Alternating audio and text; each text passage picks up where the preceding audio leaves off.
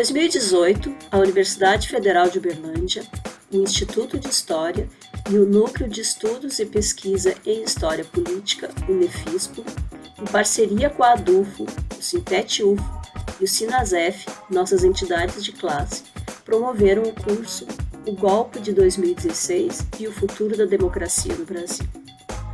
O curso se inseriu numa rede de solidariedade partilhada entre muitas instituições federais que reagiram às ameaças de repressão sofridas pelo professor Luiz Felipe Miguel, da UNB, que também oferecia, na época, uma disciplina para tratar das condições do fenômeno das disputas pelo poder que envolveram o rompimento institucional no Brasil, que culminou no golpe contra a presidenta Dilma Rousseff. O curso, na Universidade Federal de Uberlândia, teve mais de 500 inscritos, o público interessado em compreender as artimanhas políticas da história recente do país. Agora, o curso virou livro e é com grande alegria que anunciamos o seu lançamento. Para marcar esta data, convidamos você a assistir à entrevista com o professor Luiz Felipe Miguel, intelectual que teve papel central na compreensão do fenômeno político do golpe e seus efeitos nefastos no presente. Acompanhe esta conversa com a gente.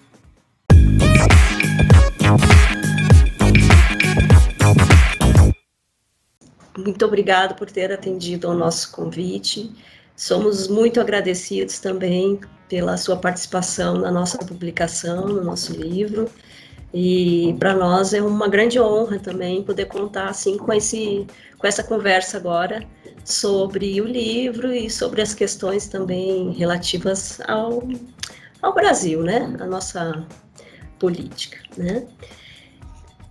Professor, primeiramente, a gente gostaria de que o senhor falasse um pouquinho, assim, sobre a sua trajetória na UNB, como é que estão os seus projetos hoje, assim, para um público não acadêmico, também acho que seria importante, né, compreender o que faz um cientista político, né, o que é essa ciência da política, né? O senhor poderia contar um pouquinho para a gente, por favor?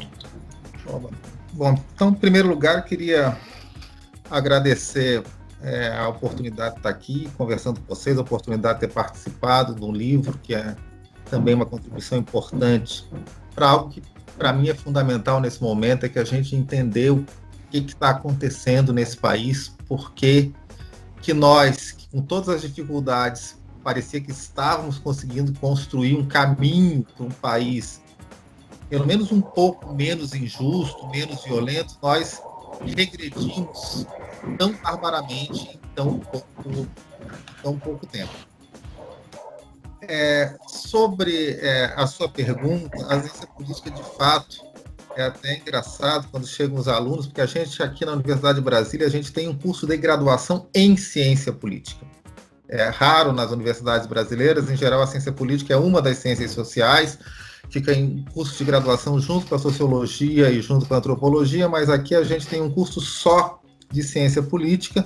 Eu não sei se é o ideal, mas é algo que se construiu na história da universidade. Quando eu cheguei aqui já era assim. E daí, esse nome de cientista político, esse cientista, parece assim que dá uma força muito grande, mas na verdade acaba tendo um efeito até meio ruim, porque faz com que a ciência política muitas vezes se desloque para uma visão muito positivista, como se a gente fizesse um conhecimento, produzisse um conhecimento similar ao das ciências naturais. E a ciência política é uma ciência humana, é uma ciência social, a gente está trabalhando com o esforço de compreender fenômenos complexos, multivariados. Nós não produzimos leis de causa e efeito, como nas ciências naturais. Nós produzimos interpretações de fenômenos sociais. E a ciência política vai ser vista como uma ciência encruzilhada, quer dizer, são vários saberes de diferentes áreas disciplinares que se juntam, porque o que caracteriza a ciência política, na verdade, é o seu objeto, que é a política, ou seja, os fenômenos relativos à produção, ao exercício e às disputas pelo poder nas sociedades. E daí nós vamos absorver conhecimentos da história, conhecimentos da sociologia, conhecimentos da economia, conhecimentos do direito, conhecimentos da psicologia, porque é o nosso objeto, ele exige essa entrada de conhecimentos disciplinares diversos. A meu ver, o melhor entendimento da ciência política é esse, é que vê como um espaço em que vários saberes vão dialogar na tentativa de entender um fenômeno complexo, que é o fenômeno do exercício e da disputa pelo poder nas sociedades humanas. É um curso, então, que, pelo menos da forma como eu entendo, é uma disciplina que, na sua melhor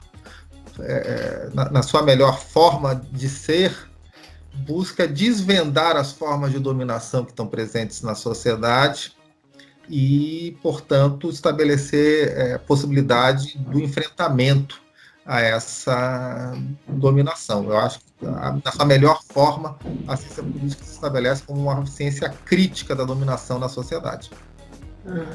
Isso. Obrigado. Professor Luiz, eu também gostaria de agradecer, em nome do NEFIS, nosso Núcleo de Estudos e Pesquisa em História Política da Universidade Federal de Uberlândia, que abrigou a proposta do curso de extensão sobre o golpe em 2018, que a gente realizou aqui na UFO.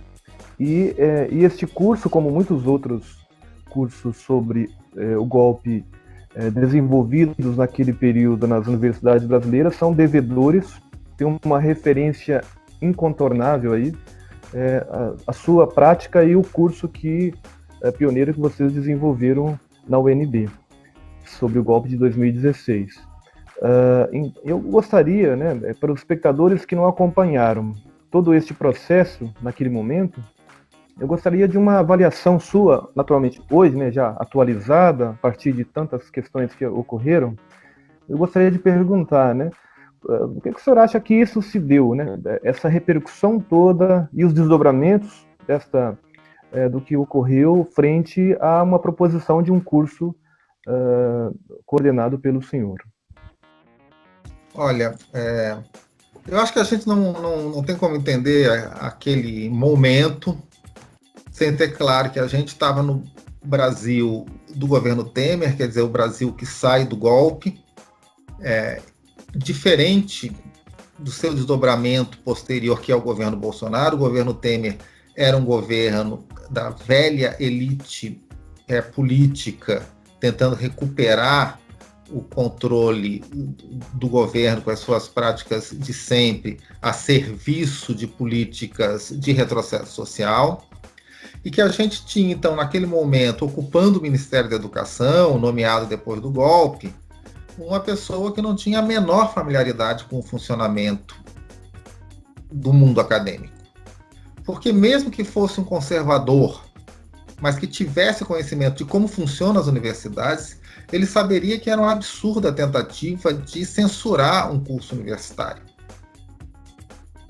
Um curso que era um curso sobre a realidade, informado pela literatura científica, informado pela teoria da ciência política, informado pelos estudos sobre a política brasileira. Então, eu acho que aquela tentativa de uma ação de força sobre a universidade, que foi feita claramente pelo Mendonça Filho, que era esse ocupante do MEC, com o objetivo de satisfazer uma certa base eleitoral, tá? Ele estava, na época, se preparando para disputar as eleições de 2018, ele queria ser candidato a governador de Pernambuco, se eu não me engano, acabou sendo candidato a senador e não se elegeu. Mas, então, para satisfazer uma base, que era uma base de uma direita radicalizada, ele resolve fazer esse anúncio de que vai censurar um curso. E a universidade se baseia na ideia do debate livre, da pesquisa livre, e deixando claro, quer dizer, o problema era caracterizar o golpe de 2016 como golpe de 2016. Esse era o problema dele. Agora, isso não é nenhuma excentricidade. O golpe de 2016 é reconhecido como um golpe, e daí existem caracterizações, que tipo de golpe foi, mas é reconhecido como golpe por praticamente toda a ciência política no Brasil e no mundo. Existe reconhecimento que foi uma intervenção de força fora das regras estabelecidas, que foi um golpe. Quais são as características desse golpe? Mas então isso não é algo lunático, não é uma posição militante, é uma discussão da ciência política, o que é um golpe, por que aquilo se caracteriza como um golpe. Então, esse é um debate válido e, portanto, a disciplina é uma disciplina perfeitamente normal dentro da universidade. Tem gente que acha que não foi um golpe, são minoritários, em geral não é, mas tem. Mas a gente tem de controvérsias que são naturais na universidade. É natural que você tenha cursos que vão seguir um ou outro caminho nessas controvérsias. Inclusive tem uma visão muito assim interessada, na verdade, de neutralidade científica, que diz que um curso tem que dar o mesmo destaque para todas as posições. Isso não é verdade, tá? Na psicologia, um curso de psicologia behaviorista vai dar foco nos autores behavioristas, e um de psicologia freudiana vai dar peso para a psicanálise, e eles são perfeitamente legítimos. Então, isso foi uma tentativa de intervenção de força para censurar a universidade, e que naquele momento eu acho que repercutiu tanto porque a gente estava vendo nas universidades brasileiras o avanço desse risco. Eram movimentos obscurantistas como Escola Sem Partido, uma extrema-direita muito radicalizada. Aqui na UNB mesmo, a gente já tinha tido situações de invasão do campus por milícias parafascistas, armadas com bastões para intimidar estudantes. O Mendonça Filho tentou proibir a disciplina. A direita local aqui ficou anunciando o local em que a aula ia ocorrer e estimulando que fossem pessoas para impedir na marra que o curso acontecesse. Tanto é que a gente teve que fazer um esquema muito horrível, assim, algo que a gente não pensa na vida universitária, de mudar o local, ter segurança na porta. Só os alunos matriculados ficaram sabendo onde ia ser a disciplina. Então, uma situação horrível que mostra como a universidade estava incomodando esse pessoal. E eu acho que a reação que teve, quer dizer, foi uma reação de muitas universidades, de prepararem cursos com a mesma temática, com o objetivo de marcar a solidariedade. E isso, para mim, foi algo assim muito, na verdade, tocante mesmo, porque foram centenas e centenas de colegas que, na maior parte dos casos, nem me conheciam, mas que se dispuseram a assumir que, se vai punir um professor por estar fazendo seu trabalho, vai ter que punir muitos professores, certo? Então, essa reação, acho que foi uma reação que, naquele momento, a universidade mostrou uma disposição para fazer valer aquilo que é fundamental para ela, que é a liberdade de cátedra, a liberdade de discussão, o pluralismo de visões. Então, acho que foi um momento importante de resistência. E essa resistência, a meu ver, é cada vez mais necessária, porque, infelizmente, de lá para cá, as nossas circunstâncias só pioraram. Com certeza, pioraram e muito, né? Essa reação em cadeia, assim, eu acho que aquele governo não esperava mesmo que acontecesse, né? Então, o curso se eternizou em livros, em outras publicações como a nossa, em outros cursos de outras universidades, né? Aqui na Universidade Federal de Uberlândia, o primeiro dia de aula tinha 300 pessoas no auditório. Nós tivemos 500 inscritos, quer dizer, foi assim, era um número muito grande de interessadas no assunto. Todo mundo queria compreender o golpe. Ninguém aqui já estava discutindo ou não se era golpe ou não, né, os alunos. Então, foi um curso que realmente, aqui foi muito tranquilo. Eu acho que o seu curso na UNB talvez não tenha sido tão tranquilo, né, assim, você até contou um pouco aqui para nós como se deu a repressão, a tentativa, né, de reprimir Mas aqui nós tivemos, assim, um número grande de interessados, né, Gilberto? Foi, assim, a gente pode considerar um curso com bastante sucesso. E aí, teria alguma questão a mais sobre, para o senhor comentar, professor, sobre, assim, como é que foi o curso lá na UNB mesmo, diariamente, se houve algum problema durante, pode falar, Gilberto, durante as aulas? Se me permite complementar, algum aspecto, eu sei que já se passaram, digamos, muitas questões, acho que, mas pela repercussão e pela importância, né, o marco mesmo que o curso teve e a repercussão que já foi comentada pelo senhor, talvez a gente recuperar um pouco daqueles elementos, por exemplo, algo do programa do curso, o que naquele momento incomodava ou incomodou as pessoas, em especial o ministro ou ex-ministro da Educação, que, eu não sei, alguma insegurança trouxe para aquele grupo que efetivamente usurpou do poder, mas algum aspecto do programa que o senhor se lembra que poderia ter chamado a atenção, para a gente entender um pouco melhor, recuperar um pouco aquela dinâmica do curso já atropelada pelos acontecimentos. Obrigado. Veja, aqui na UNB, começando com a questão que colocou a professora Amara, aqui na UNB, a gente teve uma tensão inicial, certo? É claro, houve a tensão com o anúncio do Ministério de que ia proibir, mas, na verdade, o próprio Mendonça Filho, ele não cumpriu aquilo que ele alardeou. Ele deixou a coisa esfriar, quando já estava quase saindo do Ministério, ele disse que ia deixar para lá, que não ia entrar com os processos que ele tinha anunciado. De qualquer jeito, a reitoria aqui da UNB, ela foi muito firme, ela me deu toda a segurança, tanta segurança em termos da integridade física dos estudantes e minha, como a segurança jurídica. Afirmou que eu não era para me preocupar com nada, porque a universidade era responsável pela lista de ofertas e que, portanto, a universidade responderia a qualquer questionamento judicial. Na verdade, eu fiquei sabendo depois, chegou só um questionamento pro forma do Tribunal de Contas, que é obrigatório, porque um deputado fez um requerimento, um deputado da extrema-direita de São Paulo, eles responderam, eu nem precisei participar da elaboração da resposta, nesse sentido, a universidade deu todo o apoio. Quanto ao andamento do curso em si, ele foi bem tranquilo, quer dizer, depois do alvoroço inicial, em que, por exemplo, gente da extrema-direita de fato ia incitar a violência contra o curso, mas depois do andamento desse alvoroço inicial, o curso andou conforme programado, com as leituras. Foi uma turma pequena, porque a gente tomou a decisão, depois disso, de limitar aos alunos regulares, matriculados, então não entrou ninguém mais na turma, certo? Teve muito pedido de matrícula como aluno especial, mas a gente ficou só com os alunos regulares. Desses alunos regulares, tinha 2 ou 3 militantes da extrema-direita na UNB, mas eles nem apareceram na aula.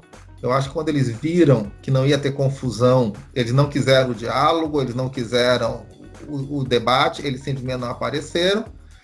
E com o restante da turma, só teve assim, aquele cuidado inicial de deixar claro, isso é uma disciplina como qualquer outra, e depois o curso andou tranquilamente.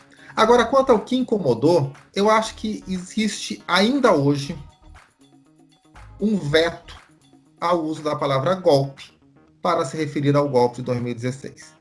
O problema é que o curso ele não fazia nenhum tipo, não usava nenhum tipo de eufemismo, não fazia nenhum circunlóquio, chamava o golpe de golpe. E isso é uma postura que eu acho que é importante. A gente tem que dar nome às coisas. Tá? Eu vejo muitas vezes, inclusive, principalmente estudantes que se sentem mais inseguros, pessoas que têm a convicção, que têm argumentos para dizer que é golpe, mas que quando vão escrever um texto, vão falar do controverso processo de impeachment da presidente Dilma. Não foi um controverso processo de impeachment, foi um golpe. Então o curso assumia que foi um golpe, mas até hoje, por exemplo, a imprensa, a grande imprensa, ela não fala em golpe em 2016. Mesmo agora que ela se coloca contra excessos do Bolsonaro, ela é incapaz de aceitar qualquer linha que conecta o que aconteceu em 2016 com o avanço do bolsonarismo. Ela não admite que houve uma ruptura ilegal que colocou em risco tudo que havia sido construído de democracia no Brasil naquele momento. Então, acho que incomodava é isso. O curso chamava o golpe de golpe. Qual era a estratégia deles? Era dizer que era um curso, então, partidário. Então, eu fui acusado de ser petista. Como se, inclusive, se eu fosse petista, isso desqualificasse o meu trabalho como professor, como se um professor universitário não pudesse ter filiação partidária. Mas, fora isso, eu nem sou petista, certo? Podia ser, mas não sou. Tá? E o curso apresentava várias leituras, porque o curso, evidentemente, não se concentrava só em 2016, né? Ele ia discutir como é que a gente tinha chegado lá, inclusive leituras bastante críticas em relação à experiência do PT no governo, tá?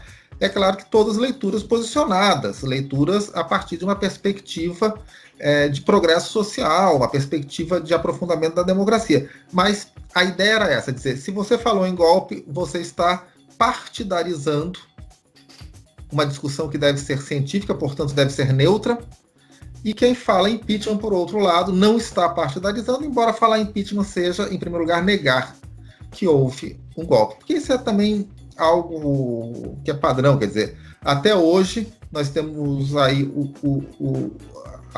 os chefes militares se recusando a falar no golpe de 64, que eles ainda insistem em chamar de revolução, assim como se recusam a falar no golpe de 2006. Mas eu acho que o principal foi isso, é que eu estava, naquele momento, rompendo com o veto ao uso da palavra golpe para se referir a 2016. Para o nosso livro, O Golpe de 2016 e a Corrosão da Democracia no Brasil, que está aqui atrás de mim, o senhor escreveu uma belíssima introdução intitulada Atualidade do Golpe de 2016. E aqui, pessoalmente, ainda aqui, digamos, frente a frente, à distância, nós gostaríamos de dizer que ficamos muito honrados com a aceitação do convite e foi muito importante, abrilhantou a nossa obra já, digamos, com um volume de participações muito importantes. Eu gostaria, se pudesse falar um pouco para a gente, justamente sobre essa temática desenvolvida na introdução, né, para que os nossos espectadores possam compreender um pouco, sem, claro, adiantar toda a conjuntura aí, toda a exposição do livro, mas sobre essa atualidade do golpe, né? Ou seja, por que aqueles acontecimentos de 2016, o golpe de 2016, poderiam ou, quiçá, deveriam ser levados em conta para a gente compreender o Brasil atual, essas relações que, como a própria imprensa, por exemplo, não tem, eu diria, não tem associado de forma tão evidente. Como é que o senhor pensa esse processo? Seria atual mesmo? Em que termos? Veja, eu acho que, para mim, da forma como eu tenho estudado, interpretado a nossa política recente, certo? Que enfim, é o foco do meu trabalho hoje, certo? Eu sempre trabalhava mais com teoria política, mas a realidade brasileira me atropelou, então eu tenho concentrado minhas pesquisas nesses desdobramentos aí da política brasileira recente. Então, da forma como eu vejo, eu acredito que a gente tem o mesmo processo. Quer dizer, eu não acredito que a tentativa de derrubada da presidente Dilma, que acaba tendo sucesso em 2016, ela tinha como objetivo levar o Bolsonaro ao poder. Eu acho que isso foi uma consequência inesperada, que quando o golpe é deflagrado, o Bolsonaro claramente é uma figura secundária, é um coadjuvante desse processo, certo? O golpe foi consertado aí pela velha política tradicional, que estava incomodada com aspectos do governo Dilma, pelo setor do empresariado, que estava incomodado com as políticas, ainda que tímidas, de inclusão dos governos do PT, e por setores do judiciário e do Ministério Público organizados em torno do lavajatismo. O Bolsonaro entrava nesse momento como... O Bolsonaro é extrema-direita, mais raivosa em geral, como aqueles que ajudavam a manter a esquerda e os setores democráticos contra a parede, certo? Com uma agressividade nas ruas, mas a ideia é que eles cumpririam esse papel, eles depois seriam, como eu digo, levados de volta para o canil e ficariam lá sob controle até o momento que fosse necessário chamá-los de volta. Então a ideia era, o projeto, da forma como eu vejo, era retirar a Dilma, vir o governo Temer, que introduzir rapidamente muitos retrocessos, e de fato ele não conseguiu a reforma da Previdência, mas ele destruiu uma boa parte da CLT, ele implementou o teto de gastos, que significa, na verdade, um tiro mortal no nosso projeto de construção de Estado Social. Ele trabalhou na desnacionalização da economia brasileira, principalmente no setor do petróleo, e ele começou o processo de alinhamento da política externa brasileira com os Estados Unidos de uma maneira automática. Então, ele fez uma boa parte do serviço. A ideia era o Temer fazer essa parte do serviço, em seguida vir as eleições de 2018, e um político conservador respeitável, como Alckmin, seria sagrado pelas urnas. Com isso, pareceria que a gente tinha retomado a normalidade democrática. A eleição de 2018, então, validaria tudo que tinha sido feito a partir do golpe de 2016. O problema é que nesse script que eles tinham montado, o eleitorado não estava disposto a cumprir o papel que tinha sido designado a ele, certo? Então, eles já tiveram que fazer uma nova intervenção de força, que foi retirar a possibilidade do presidente Lula se candidatar novamente, por meio da prisão ilegal, e depois ainda tiveram que manter a incomunicabilidade do Lula, impedindo que ele participasse minimamente do processo eleitoral para impedir a transferência de votos. Então, com isso, toda a ideia de legitimar o golpe com as eleições de 2018 já ficou comprometida, porque as eleições já se tornaram ilegítimas elas próprias, porque teve uma intervenção de força para impedir a liberdade das candidaturas.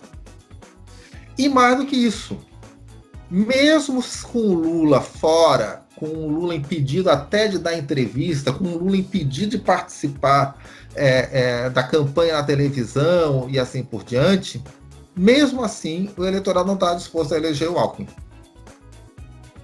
E daí eles tiveram que apostar no Bolsonaro. Essa decisão da classe dominante brasileira, ela é muito significativa. Porque convém lembrar, o Haddad é um candidato da ala mais moderada do PT. O Lula, antes de ser preso, tinha dado vários sinais, várias declarações de que ele estava disposto a negociar com os golpistas e repactuar a possibilidade de alguma reconstrução democrática no Brasil. Não é como se a eleição do Haddad significasse o desfazimento imediato de tudo que a gente viu o governo Temer fazer, não significava que fosse feita uma caça aos golpistas, não. Era a possibilidade de uma retomada pactuada e bastante tímida das políticas que a gente tinha até então. E mesmo assim, as classes dominantes brasileiras preferiram apoiar um fascista desequilibrado, incapaz, com associações criminosas claríssimas como o Bolsonaro. Então acho que isso diz muito sobre quem são essas classes dominantes. E isso explica essa continuidade. Então, concluindo, quer dizer, eles preferiram colocar alguém como Bolsonaro no poder a correr o risco de perder um pedacinho que fosse do terreno que eles tinham conquistado a partir do golpe de 2016. Na verdade, desde antes do golpe de 2016, porque com a ameaça do golpe, eles já levaram o começo do segundo mandato da Dilma a adotar políticas recessivas, de austeridade.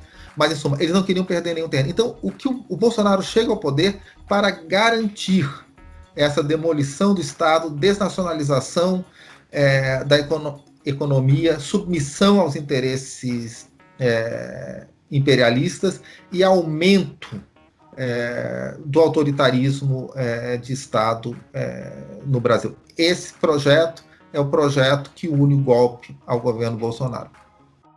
Perfeito, obrigado. Perfeito, professora, uma análise perfeita. Então, aí eu vou emendar uma pergunta que tem a ver com o título do livro, o título que a gente deu ao livro. Nós adjetivamos o golpe como um processo de corrosão, né? Então, o nome do livro é O Golpe de 2016 e a corrosão da democracia no Brasil. E aí eu queria saber de você, como cientista político, se acha que realmente a gente pode dizer que houve uma corrosão da democracia no Brasil a partir desse golpe de 2016 contra a presidenta Dilma. A gente pode nomeá-lo como um processo de corrosão mesmo. Olha, eu acho que sim. Eu acho que o que a gente tem visto é aquilo que uma parte da literatura política tem chamado de desdemocratização, que é um processo que tem ocorrido pelo mundo afora, não é só no Brasil, mas que assume em países periféricos como o Brasil características especiais.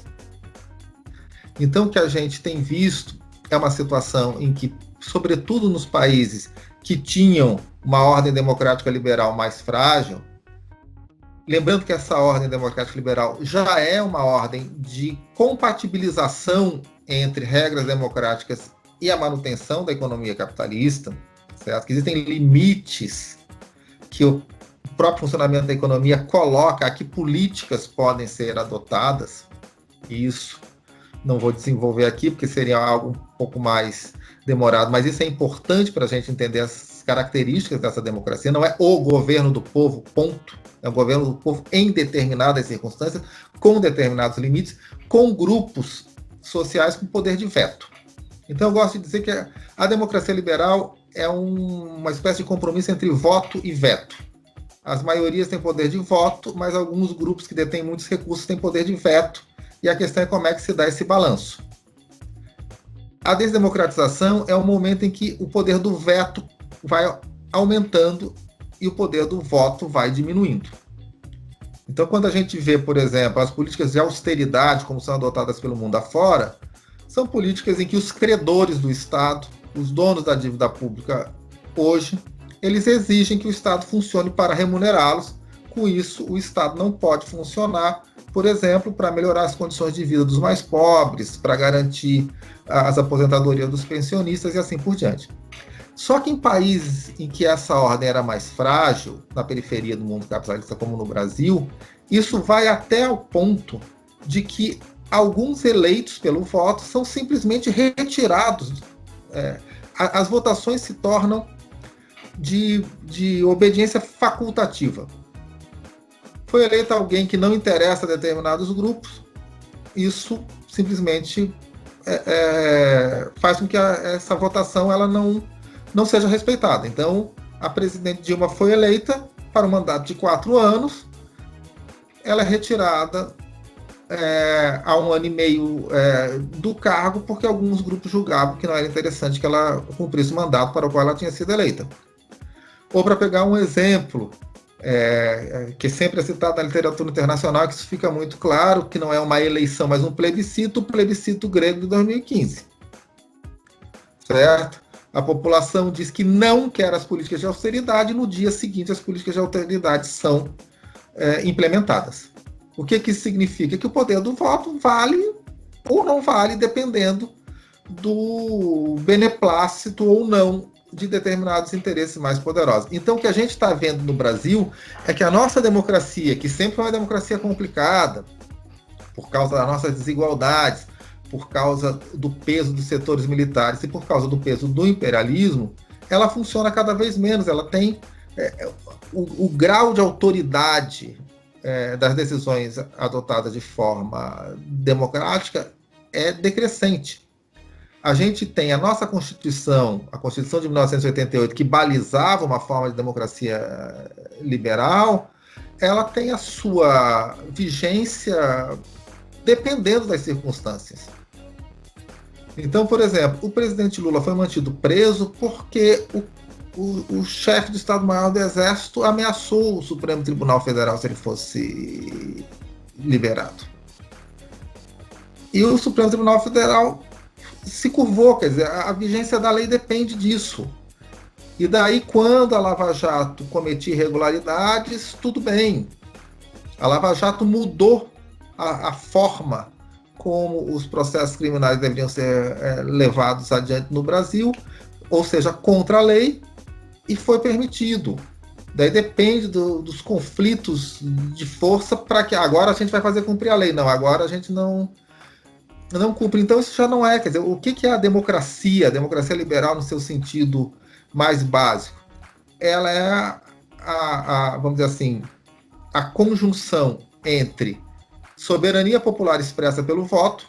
No Brasil, o golpe de 2016 mostra que isso não vigora.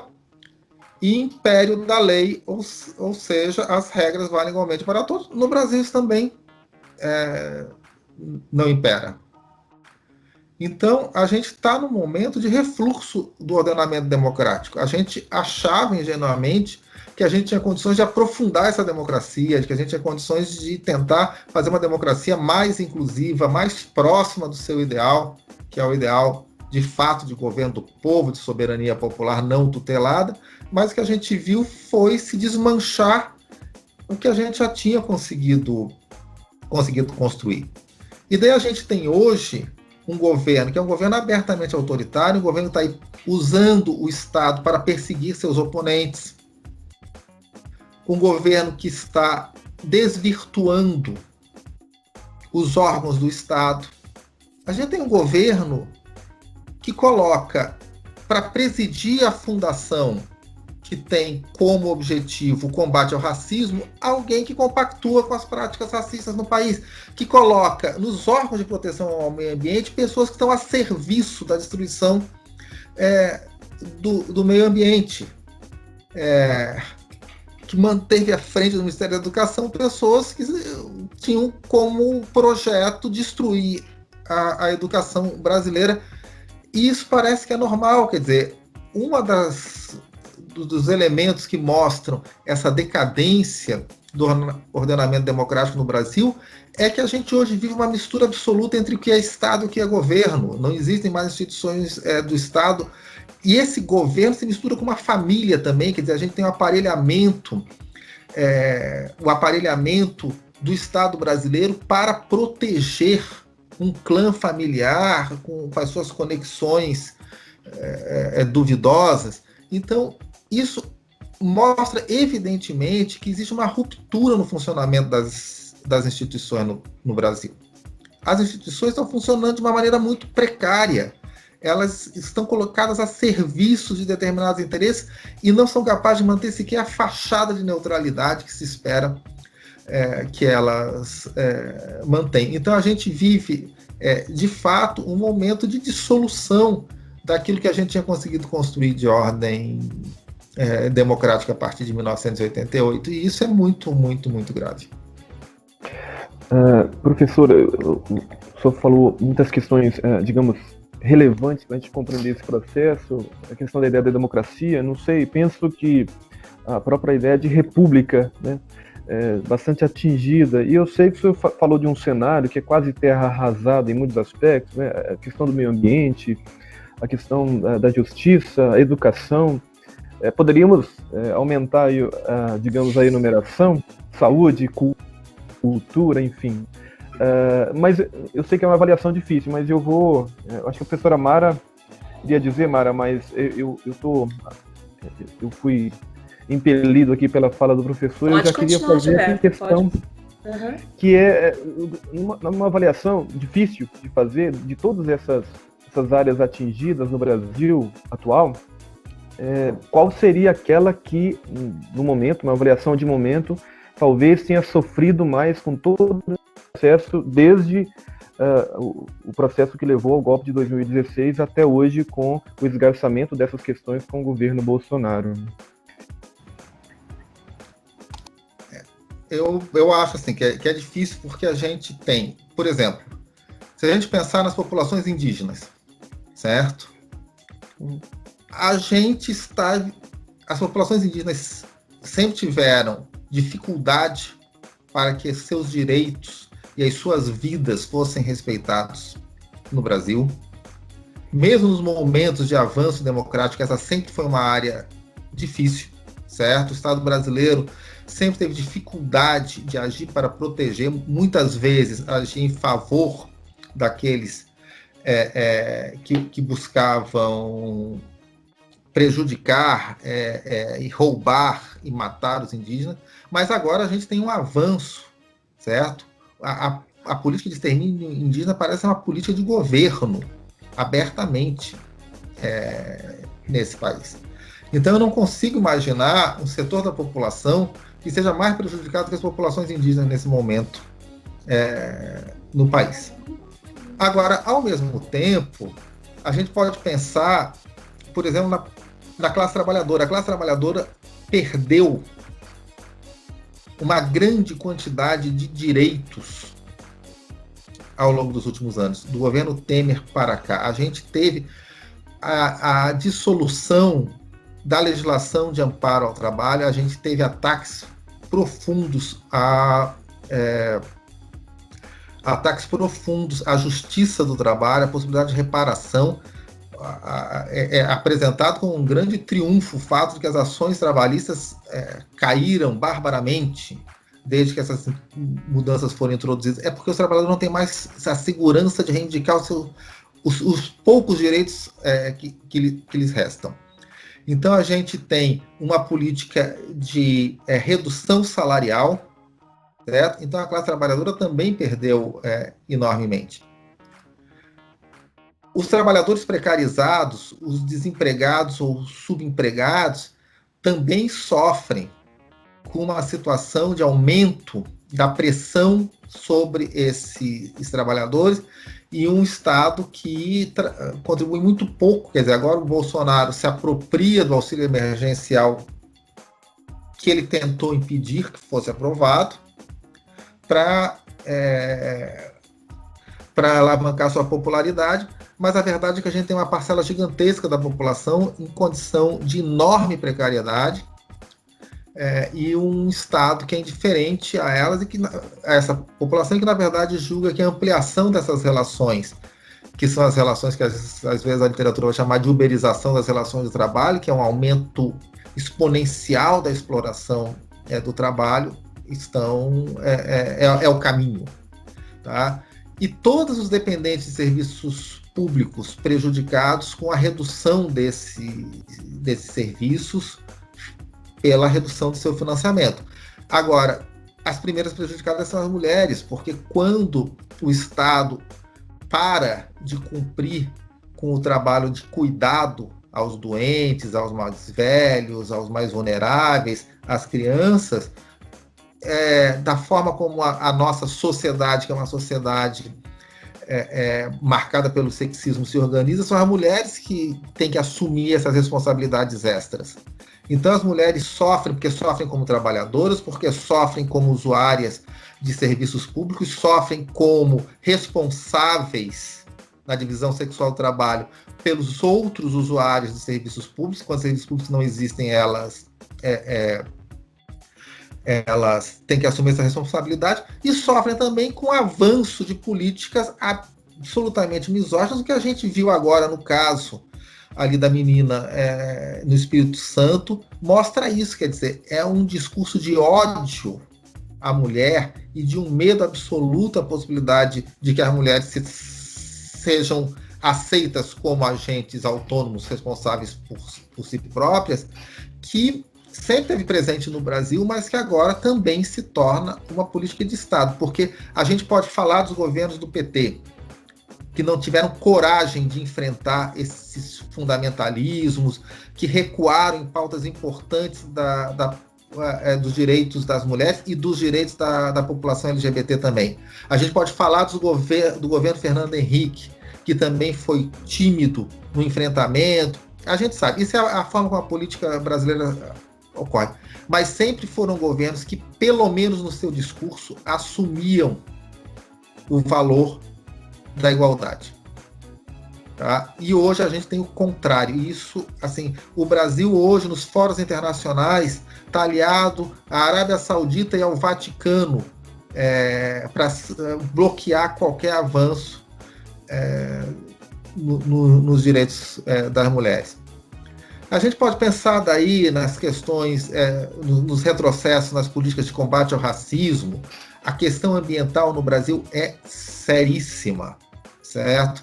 E isso não é uma questão menor, não é uma questão que a gente possa deixar para depois, porque a gente tem a ver, tem aí a possibilidade do nosso futuro como humanidade. A saúde, na situação da pandemia, salta aos olhos. E eu acho que duas áreas que interessam de perto a todos nós aqui, que são as áreas da ciência e da educação. Tá? Existe um processo de destruição da ciência brasileira que tem a ver, não é algo secundário, porque o projeto de Brasil que eles estão vislumbrando é de um país absolutamente dependente, um país que importa o conhecimento, que não precisa produzir, porque é melhor importar esse conhecimento, e que não precisa de uma educação forte, porque é um país de subemprego, certo? Um grande exportador de produtos primários, que precisa de meia dúzia de técnicos e de mão de obra subqualificada, porque, afinal, esse é o lugar que nos cabe na divisão internacional do trabalho. Então, a gente está aqui em 2020, sendo governado por economistas que acreditam naquelas lendas das vantagens comparativas e da vocação agrícola do Brasil. Coisa que, se precisasse de mais algum argumento para mostrar que isso é uma balela, a pandemia mostra. Certo? Se a gente não tivesse ainda, porque do governo Temer para cá, uma tentativa gigantesca de destruir o sistema nacional de produção de medicamentos, nós estaríamos numa situação muito pior ainda. A Fiocruz e o Instituto Butantan estão nos salvando de uma carência. Tá? A destruição da indústria nacional nos colocou numa situação de dependência, por exemplo, de respiradores importados, até máscaras, equipamentos individuais de proteção. Então, é um projeto que nos coloca numa situação de dependência total. Então, assim, desculpa, eu não consigo priorizar uma área. Eu acho que a gente se tem algo de democrático nesse governo, é que ele democraticamente está espalhando desastre por todas as áreas e todos os setores. É verdade.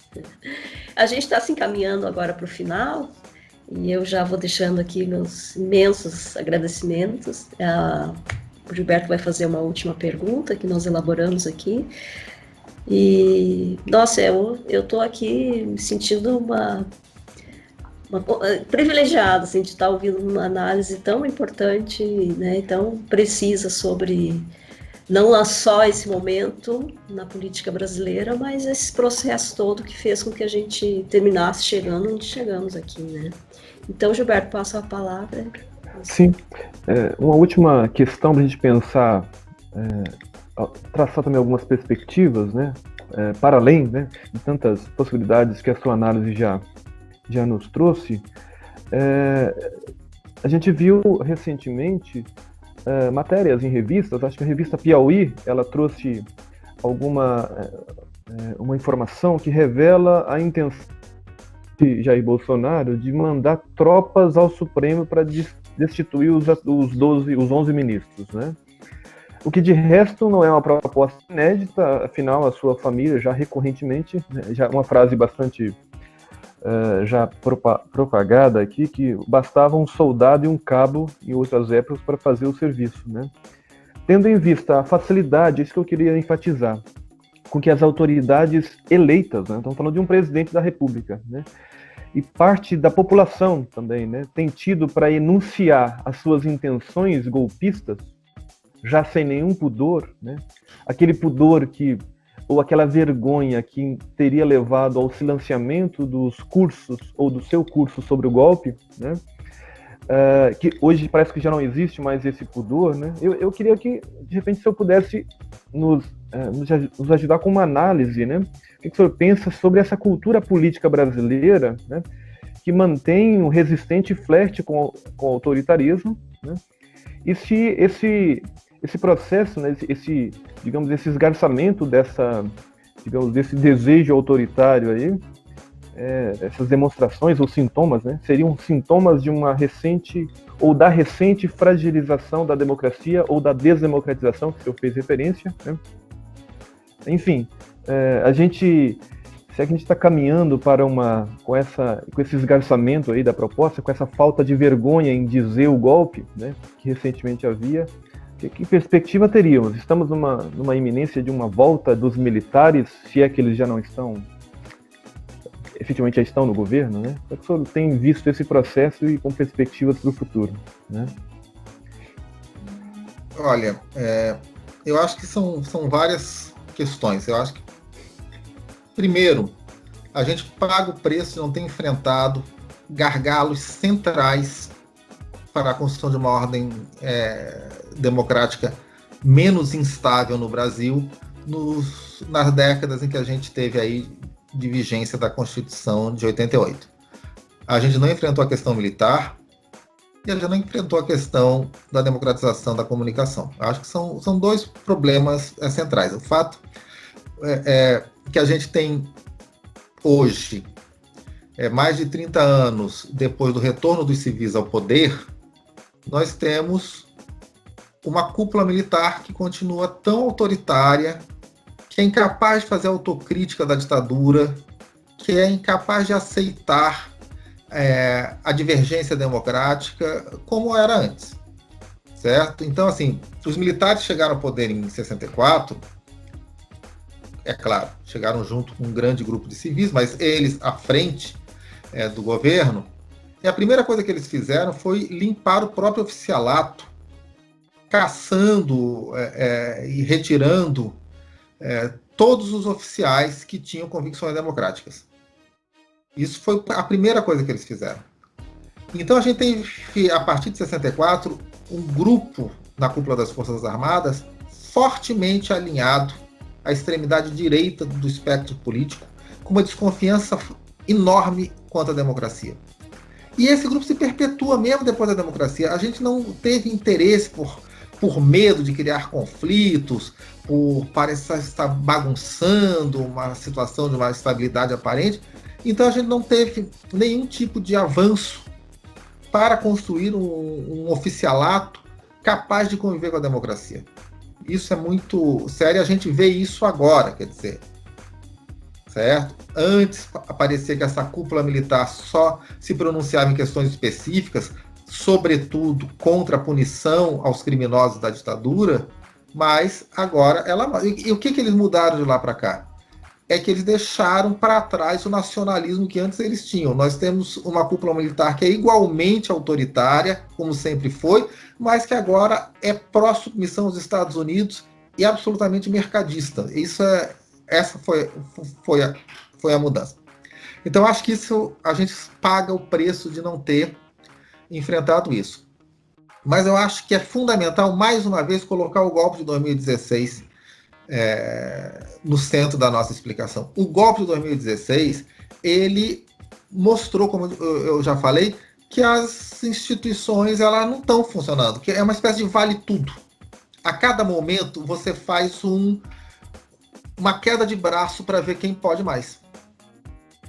Então, a gente não tem outra forma de resolver os conflitos, porque a ordem institucional não está valendo, a não ser a queda de braço.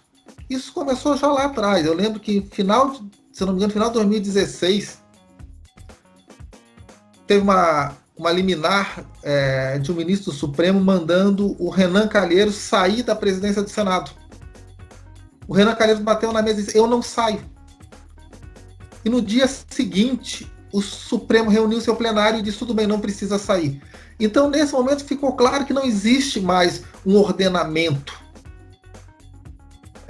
Eu não tenho dizendo se era certo ou errado o Renan Calheiros sair, mas o certo é que, havendo uma decisão do Supremo, ele sai do Senado e recorre ao plenário. Mas então é isso, quer dizer, agora a gente continua na mesma coisa. Daí, mais tarde, vai lá o Vilas Boas e bate na mesa e diz: o Lula não pode ser solto. E daí o Supremo aceita. E agora a gente tem isso, essa disputa entre Bolsonaro e o Supremo. O Bolsonaro recua, mas às vezes o Supremo recua. O Bolsonaro falou: meu celular eu não entrego. O Supremo não pediu o celular. Então existe uma situação que mostra a falência dessa ordem. Então a gente está, é claro, existe o risco de um golpe mais tradicional, de ir lá e demitir os 11 ministros e colocar 11 pessoas que o Bolsonaro tira da cartola, de anular o Supremo. Existe. Não sei se vai se concretizar, mas eu não acho que seja algo que a gente pode dizer: não, isso não vai acontecer. Até porque depois que aconteceu nos últimos tempos no Brasil, não vai acontecer é uma expressão que deve estar cortada do nosso vocabulário. Mas não precisa disso. Quer dizer, a gente está nessa permanente tensão de regras que não são fixas. E eu acho que é muito sério. Quer dizer, você falou da crise do republicanismo. O bolsonarismo funciona com uma lógica muito primária, que é a ideia de que Bolsonaro ganhou a eleição, logo ele tem o poder legítimo e o resto tudo é empecilho para o exercício dessa vontade. A ideia de balanço de poderes, a ideia de direitos que têm que ser garantidos pelo controle mútuo, isso não existe nessa mentalidade. Então, assim, o Bolsonaro, às vezes, ele segura um pouco a onda dele quando ele sente que a coisa está... Mas, de repente, ele estoura, como a gente sempre vê. Então, por quê? Porque essa noção, a noção de que existe uma separação entre Estado e governo, a noção de que é necessário existir um equilíbrio de poderes para impedir a tirania, isso não entra. É sempre visto como algo que tem que ser rompido. E nisso, assim, mais uma vez, a construção da direita que se quer mais civilizada, da grande imprensa, de que havia dois extremos no Brasil, é um absurdo. A gente pode fazer as críticas que quiser aos governos petistas, mas eles jamais desafiaram esse ordenamento. Tá? Então, isso é uma característica dessa direita extremada. Ela vê os direitos como uma ameaça ao exercício do poder.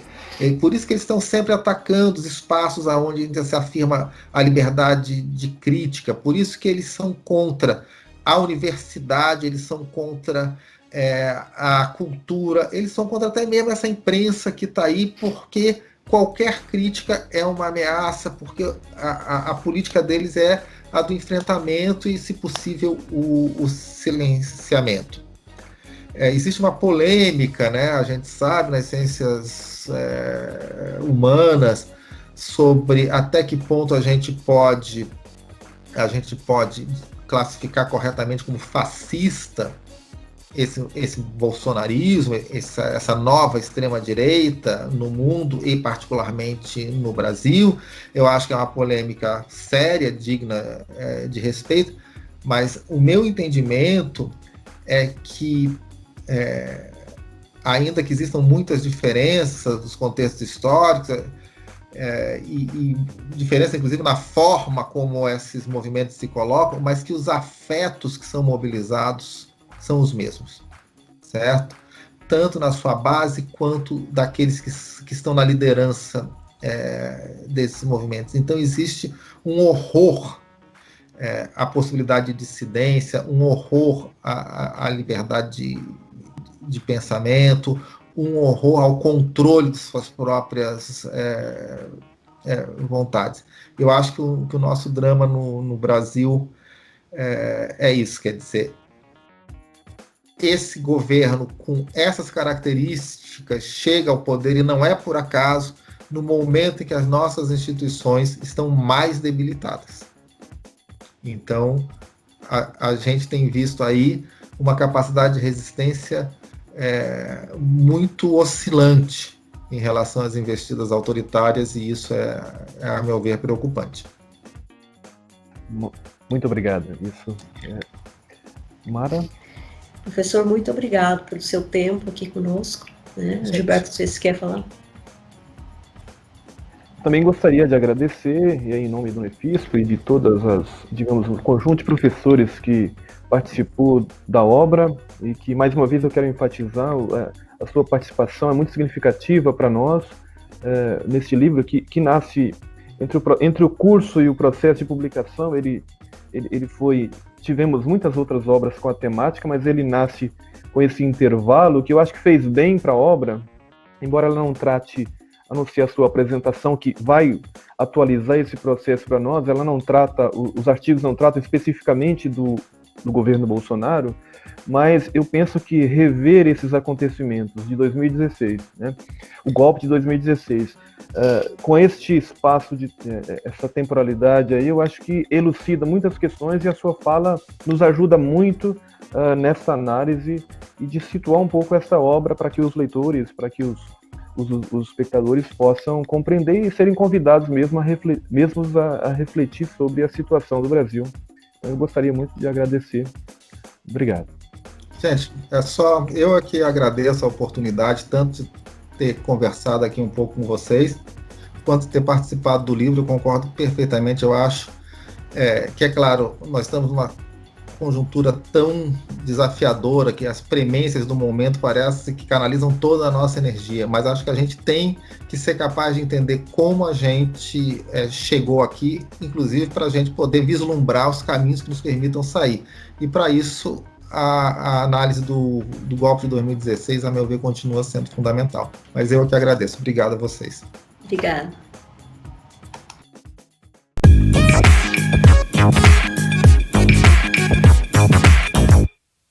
Os acontecimentos históricos são raramente percebidos ou conceituados no momento em que são vividos. Raras exceções foram os acontecimentos políticos de 2016, que envolveram o afastamento e a cassação do mandato de Dilma Rousseff. Desde o início daquele processo, tais acontecimentos foram compreendidos como parte de um pronunciado golpe de Estado. Um daqueles raros momentos em que os contemporâneos de uma época tomaram consciência da originalidade do período em que viviam, a ponto de lhe atribuírem um nome: golpe. O golpe de 2016. Tal nomeação temporã constitui por si só fenômeno político incontestável do ponto de vista historiográfico. O golpe de 2016 feriu de morte a recente experiência democrática brasileira. E enquanto ela agoniza, estirada no carcomido berço esplêndido, a vontade do povo continua sendo traída em outros tantos sucessivos golpes cotidianos. E aqueles que também poderíamos chamar de inimigos da pátria, promotores da discórdia social, testam todos os nossos limites e intentam estabelecer um estado de mínimos benefícios e de máximo terror. Vou resolver este impasse. Mas como contê-los? Me parece que só há uma saída: o fortalecimento da construção da democracia no Brasil, que nunca se mostrou tão frágil, questionada e desacreditada desde a promulgação da Constituição Federal de 1988.